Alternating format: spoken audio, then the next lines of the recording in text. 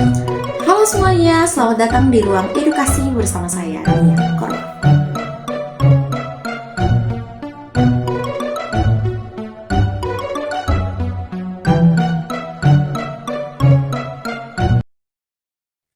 Jadi di video kali ini kita akan sama-sama belajar tentang NLP atau Neuro Linguistic Programming. Nah, menurut saya Neuro Linguistic Programming adalah suatu cakupan materi yang sangat bermanfaat bagi teman-teman semua yang menonton video kali ini. Terutama bagi teman-teman yang mungkin saat ini ingin mengubah dirinya dari yang kemarin mungkin kurang baik menjadi orang yang lebih baik lagi. Terus bagaimana men-change mindset, mungkin pikiran yang kemarin terlalu sedikit bisa diubah ke pikiran yang lebih banyak lagi atau pendek menjadi yang lebih panjang lagi. Kemudian membantu teman-teman untuk kembali menata pola pikir, perilaku, dan juga bagaimana berkomunikasi dengan lingkungan sekitar. Untuk itu teman-teman yang sudah mengklik video ini, harapan besar dari saya nontonlah video ini sampai habis karena ini bermanfaat untuk teman-teman semua. Oke, kita langsung saja masuk pada materinya. Neuro Linguistic Programming atau yang dikenal dengan NLP.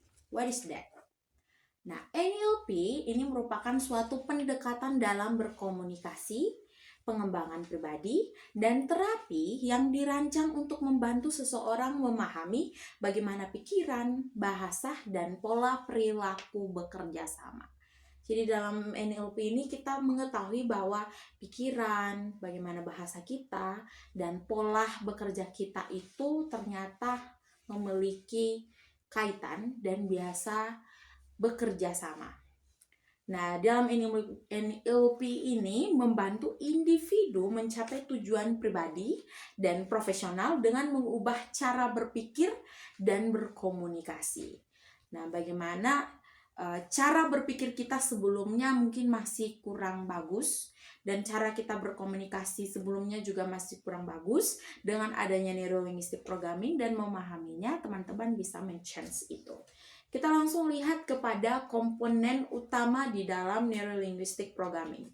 Yang pertama itu neuro. Nah, neuro ini adalah pikiran dan sistem saraf yang mempengaruhi cara kita memproses informasi.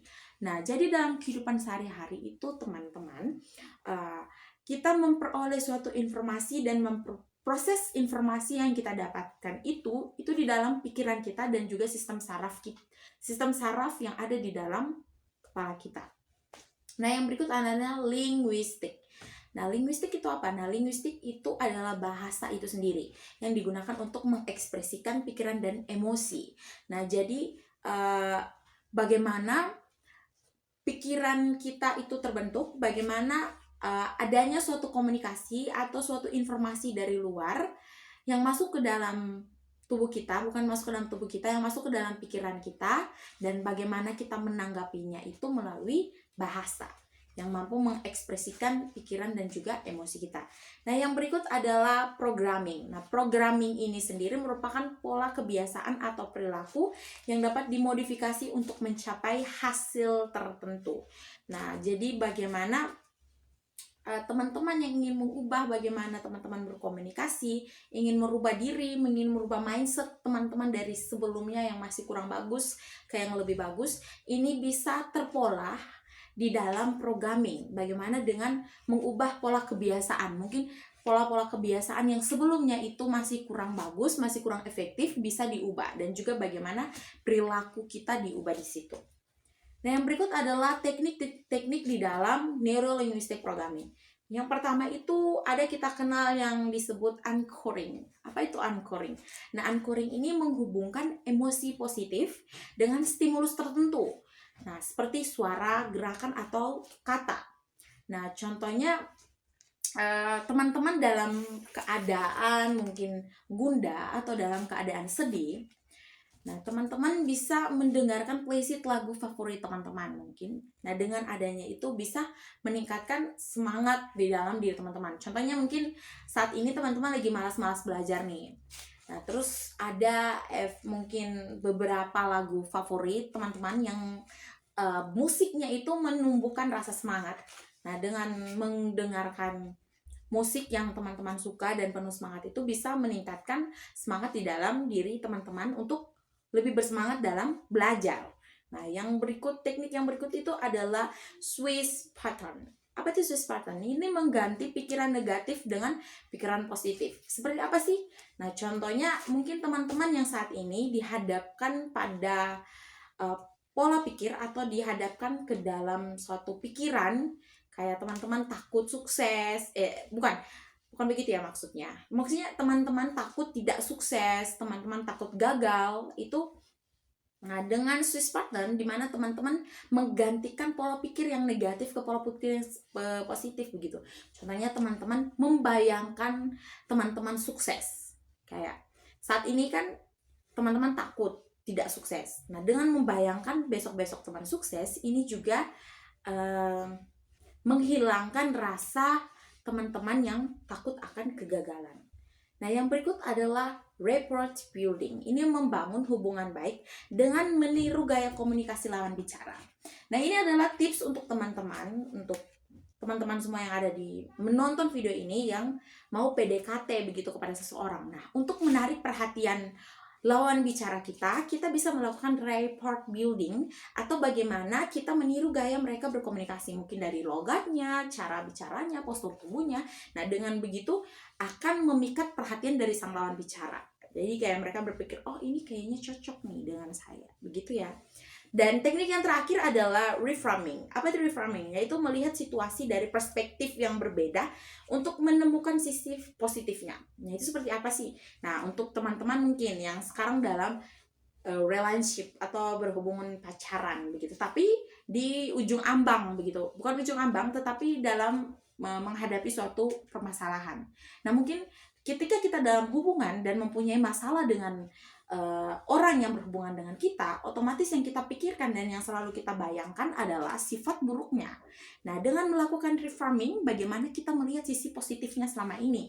Bagaimana kita melihat, oh ternyata dia dulu begini, tapi dulunya tuh dia sering membantu, dia baik begini. Nah, dengan begitu teman-teman bisa menemukan sisi positifnya, teman-teman bisa kayak marah atau bisa permasalahan yang teman-teman hadapi di dalam hubungan tersebut bisa terselesaikan dengan baik-baik. Begitu ya teman-teman. Nah, kemudian apa saja sih manfaat dari neurolinguistic programming dan kenapa sih kita harus belajar ya teman-teman? Tentu yang seperti sudah saya katakan di awal video, kalau itu untuk membantu teman-teman mungkin yang ingin mengubah mindset, ingin mengubah perilaku, dan ingin mengubah bagaimana teman-teman berkomunikasi. Namun ada 4 hal penting atau 4 hal manfaat yang mendasar. Yang pertama adalah pengembangan diri, yaitu meningkatkan rasa percaya diri dan kemampuan komunikasi.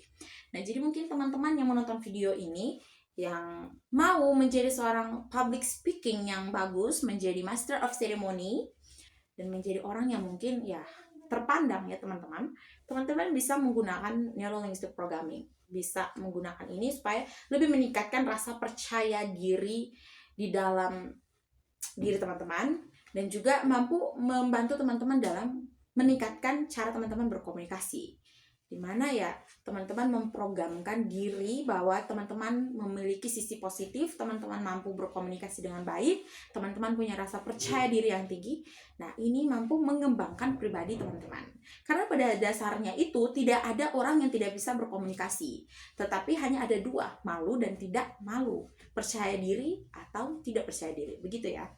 Yang berikut adalah manajemen stres.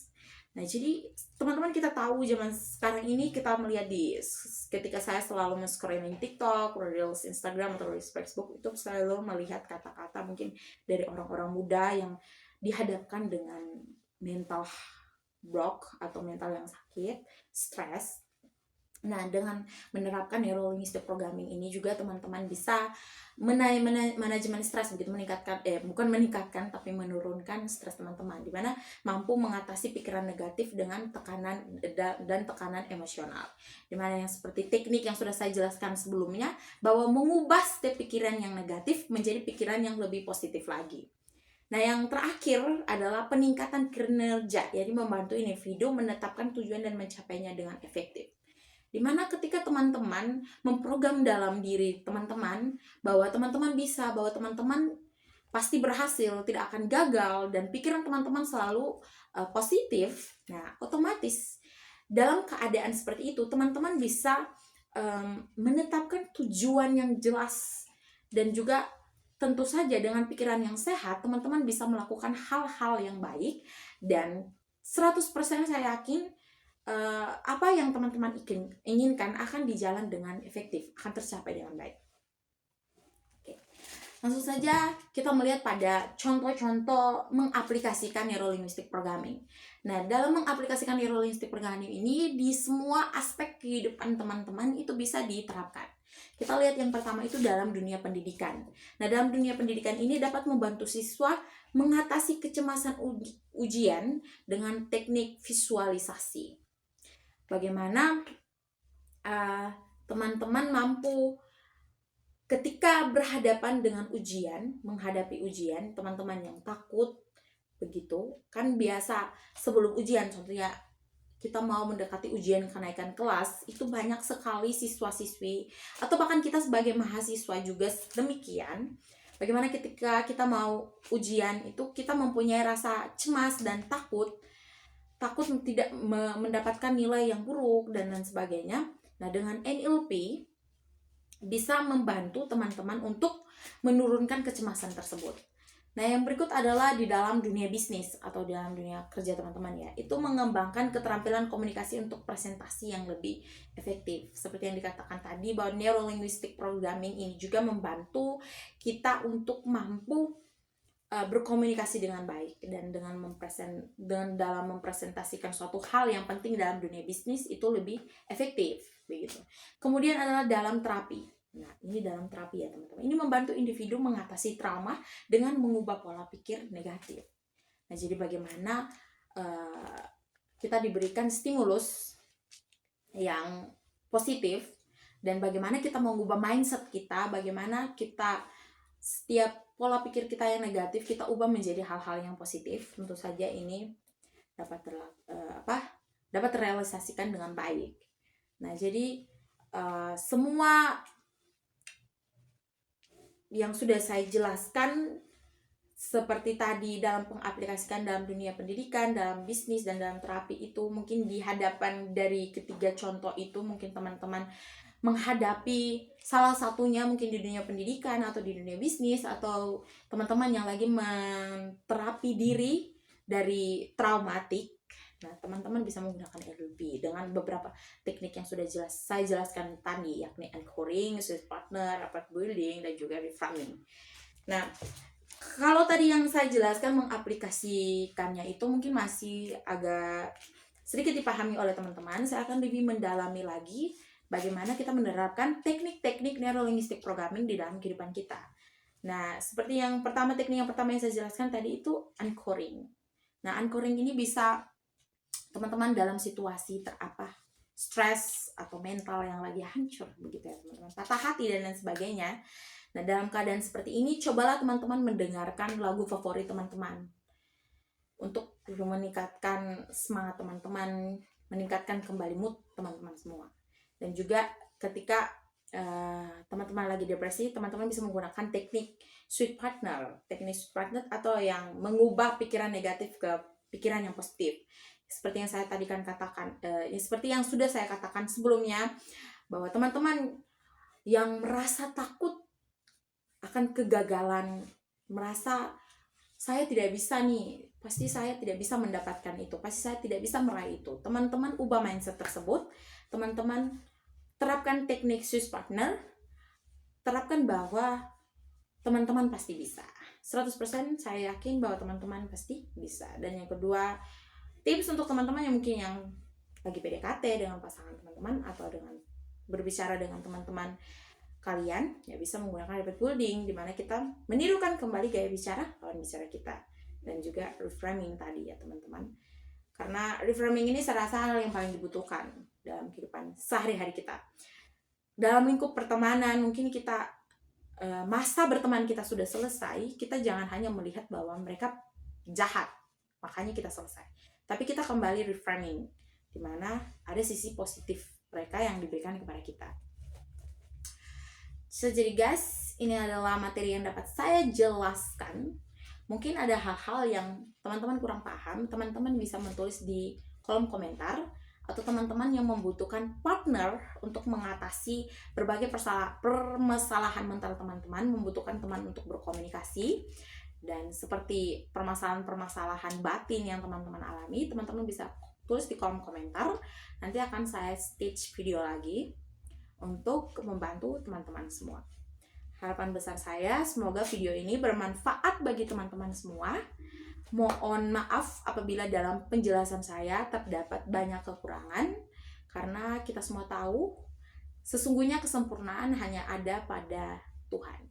Sekian video dari saya. Jangan lupa like, comment, share, and subscribe, and tulis komentar ya guys. Sampai jumpa di video selanjutnya. Bye-bye. Oke teman-teman, terima kasih sudah menonton videonya.